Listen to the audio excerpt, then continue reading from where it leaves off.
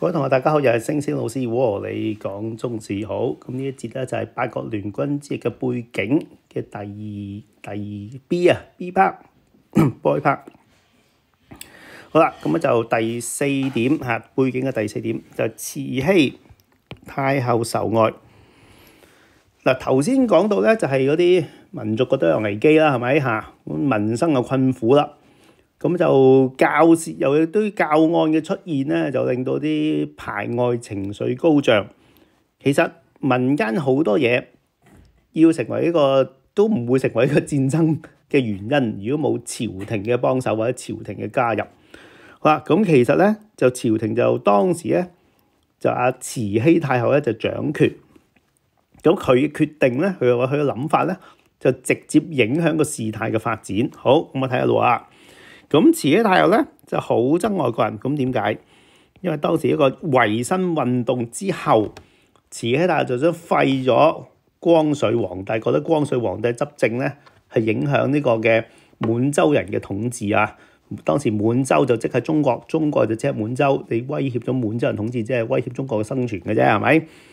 好啦，咁喺咁嘅情況下咧，好啦，咁就於是咧就係由於當時佢想廢咗光緒帝，但係咧啲列強咧就表態咧就支持光緒帝，即係咧唔俾佢廢啊！咁又即係於是慈禧咧就覺得啲洋人咧就阻住佢啦咁樣。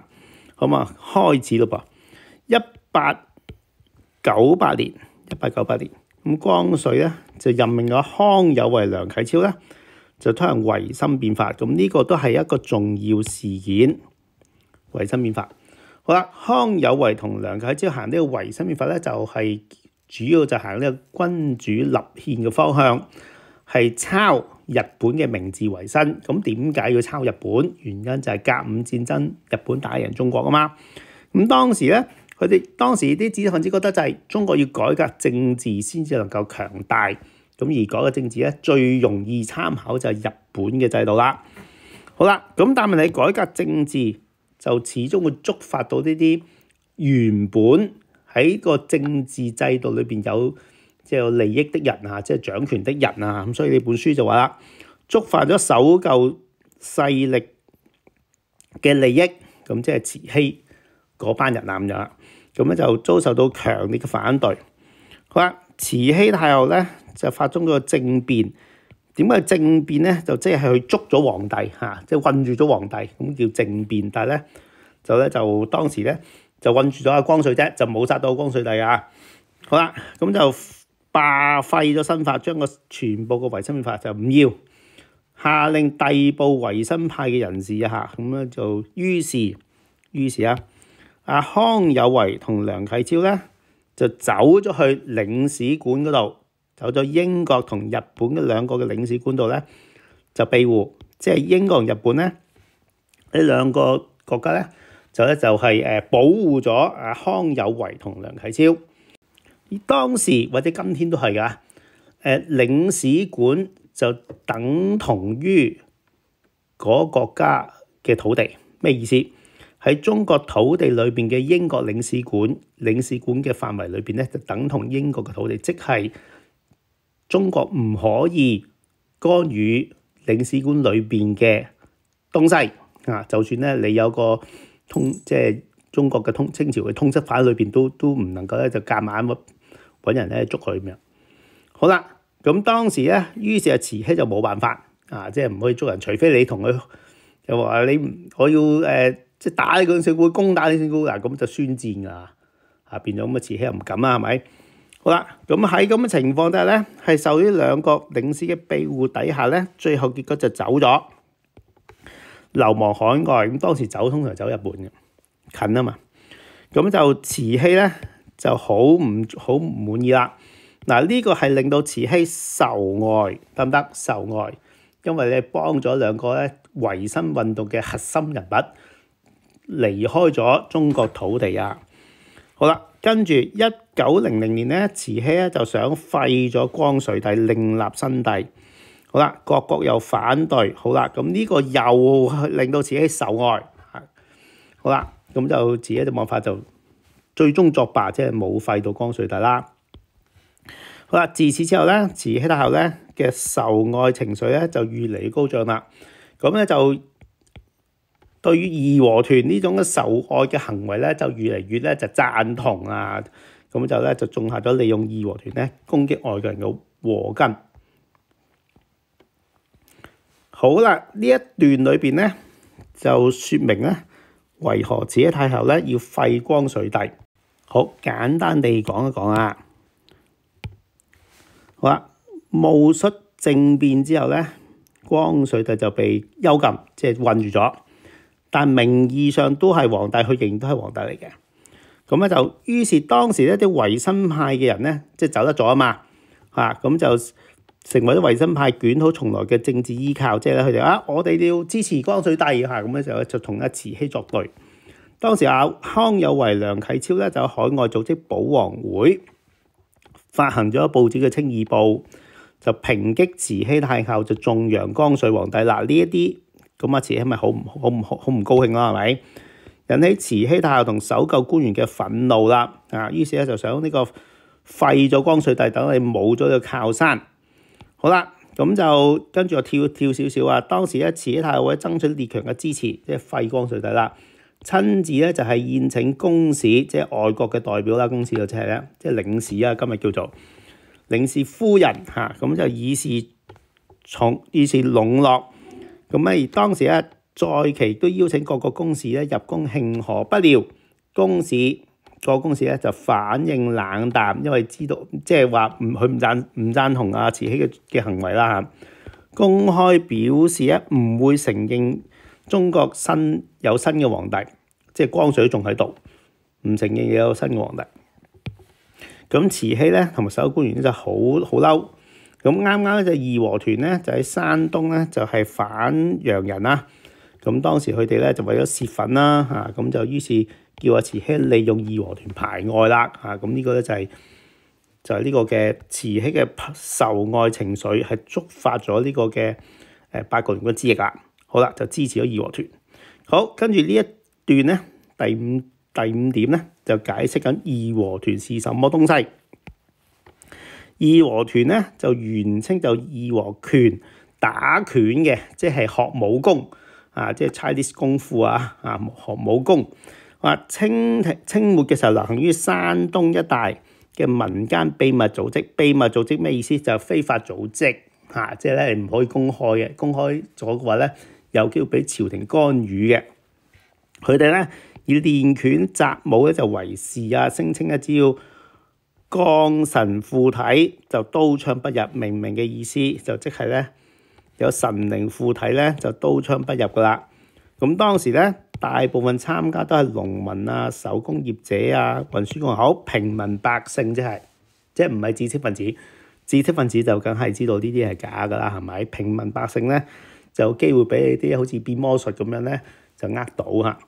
好啦，咁就義和團咧最初就以反清復明為號召嘅，留意反清嘅本來推翻滿清嘅本來咁但係咧後來因為列強嘅侵略嘅緣故咧，權民認為咧當時發生於山東一帶嘅天災咧係由於傳教士唔尊重神靈、唔尊重祖先所致，咁所以咧就轉移排外啦，由反清就變成排外。咁咧就於是咧就朝廷咧就可以利用呢班人咁樣嚇，好啦，改為扶清滅洋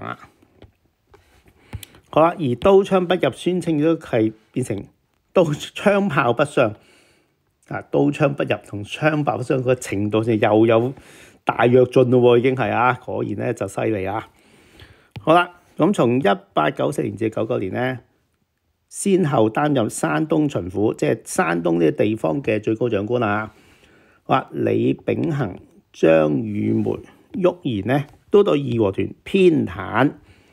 咁偏袒就即係咧就係唔去鎮壓佢，縱使佢喺民間裏邊咧係做咗啲即係唔好嘅東西啦咁樣即係可能殺洋人咁樣，殺洋人偏袒佢等等嘢。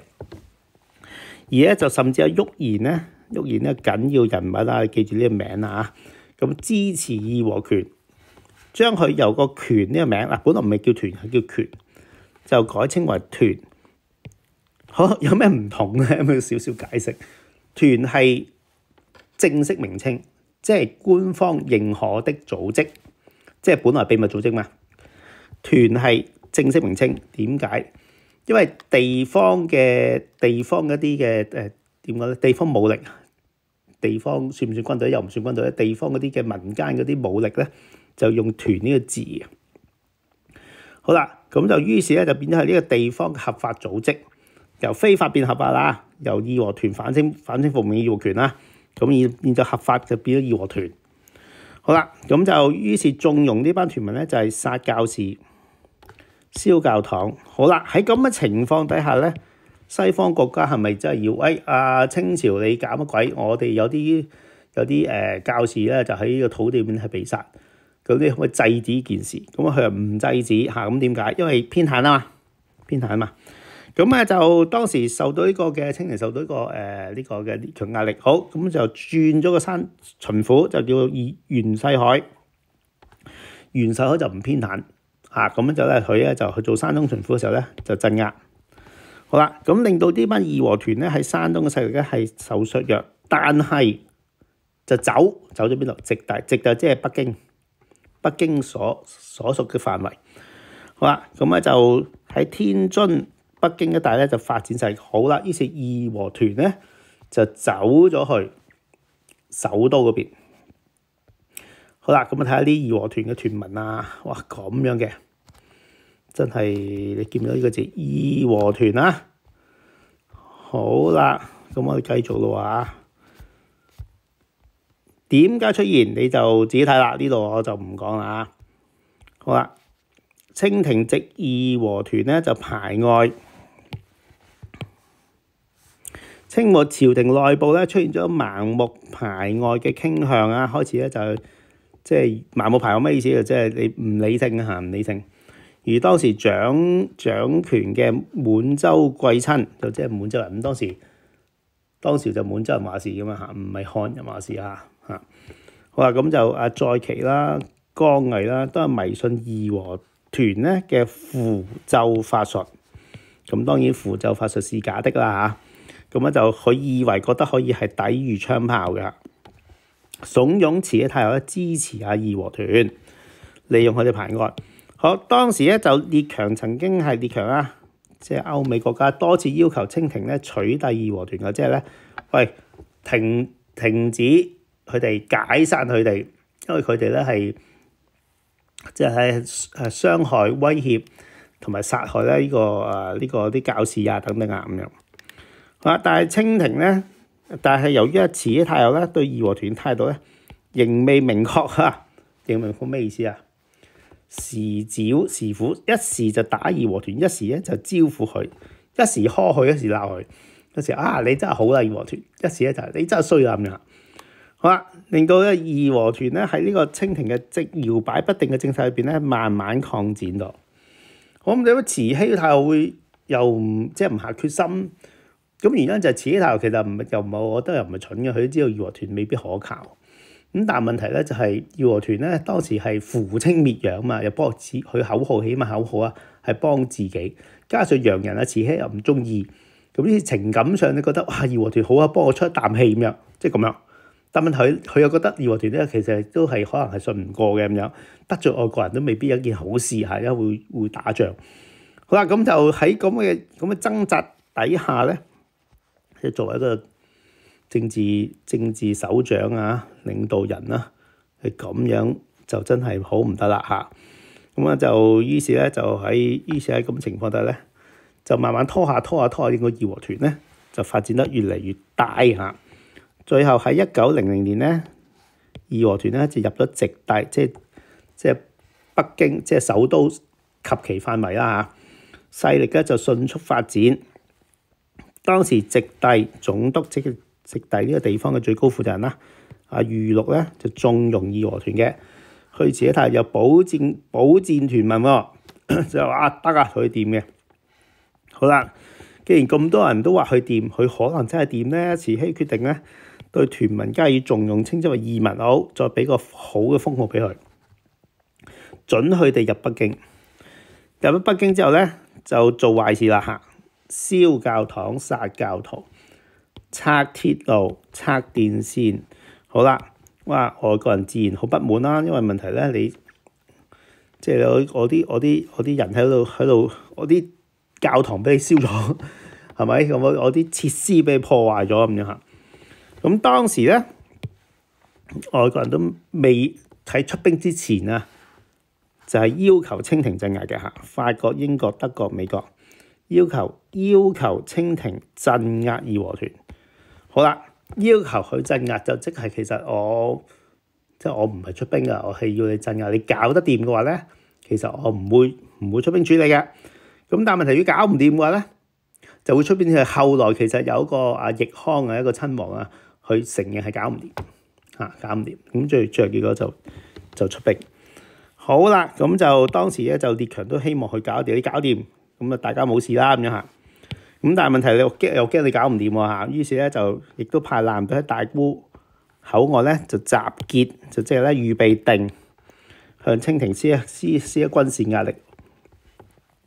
好啦，各國見義和團事件越嚟越嚴重咧，就驚佢哋會影響佢在華嘅利益，於是咧以保衞僑民性命為理由啊，咁事實上都真係有呢個危險嘅，就聯合出兵。好啦，咁就呢就搖擺不定啊，搖擺不定嘅情況啊。好啦，咁我哋簡單地咁睇睇啦，咁樣嚇。好，簡單睇睇義和團喺山東蔓延嘅時候咧，有啲官員住咗安撫，即係咧就係義和團好嘅咁樣嚇，唔好打佢咁樣嚇。咁例如呢個御史黃桂雲啊，讀個雲字啊。主張善為安撫，如果能夠願之平其怨之之氣，即係平息嘅怒氣嘅話咧，即能收為干城之用。干城之用即係咧就係保衛國土的將士啦。好啦，咁另外旭賢咧，旭賢就頭先都叫佢記住個名噶啦，呢個重要人物啊嚇。聖賢即係咧係高度讚賞的意思。好啦，權民忠勇得神助。好啦，跟住亦都有啲官員咧係主張對義和團採取鎮壓嘅。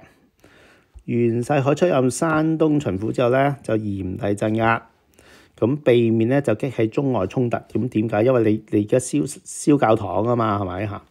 威脅外國人嘅財產同埋呢個生命啊嘛。好啦，咁咧就慈禧太后咧，既不願鎮壓義和團，因為佢始終係扶清滅洋嘛，係咪？咁咧就鎮壓義和團咧，亦都令到民心喪失，因為當時已經有孫中山革命會推翻滿清嘅喎。好啦，咁亦都唔想啊，就係列強借義和團事件咧就發動戰爭，所以出現咗一時咧就打義和團，一時咧就安撫佢。好啦，令到義和團咧就能夠慢慢擴張勢力。喺呢一度裏邊咧，咁大家同學咧都係好長氣咁樣，係記住兩個名啦。今次一個叫旭賢，旭賢係支持義和團而令到義和團事件發生。好啦，另外一個咧就鎮壓義和團嗰個係袁世凱，得唔得嚇？鎮壓即係有呢兩個例子就知道，就能夠説明到當時一個政策係搖擺不定嚇。好，又簡單地講埋下一段啦。1900年咧，義和團開始去直隸發展，就令到列強咧係不滿同埋恐慌，因為問題班義和團好危險啊，對於個外國人佢哋排外。於是咧就喺大沽口就係即係結集呢個軍艦，但係其實咧當時佢個軍隊數量都唔係好高啊，唔好多啊。好啦，咁就威脅派兵。慈禧太后喺列強嘅壓力底下咧，一面咧就諭令懲辦義和團，懲辦即係咧係鎮壓佢；一面就命吏部尚書嘅江毅咧同刑部尚書趙書橋咧到直隸察看義和團是否可用，即係查一查佢係唔係得㗎咁樣嚇。好啦，咁就江毅回京之後咧，就話義和團係法力無邊。好啦，咁就無他心可以依靠，可恥即係可以依靠。好啦，令到慈禧決定咧對義和團採取一個招撫態度，即係其實慈禧其實本身都有懷疑嘅嚇。自此因此咧，主撫派即係安撫義和團，就喺朝廷會佔上風啦，令到義和團喺北京嘅天津咧係發動大規模嘅排外活動啦。好啦，咁就義和團呢個嘅8國聯軍嘅背景咧講晒，你見到其實咧義和團咧係一個關鍵嘅因素嚟嘅嚇，原因就係咧列強點解出兵啊？因為義和團燒教堂殺教民啊嘛，燒教堂殺教民就即係列強佢唔一定咧就係要干預啊，因為佢國民咧喺中國土地裏面受到一個生命財產嘅威脅嚇，咁所以咧所以就出現咗呢個8國聯軍。好，呢一節就到此為止，各位同學再見，拜拜。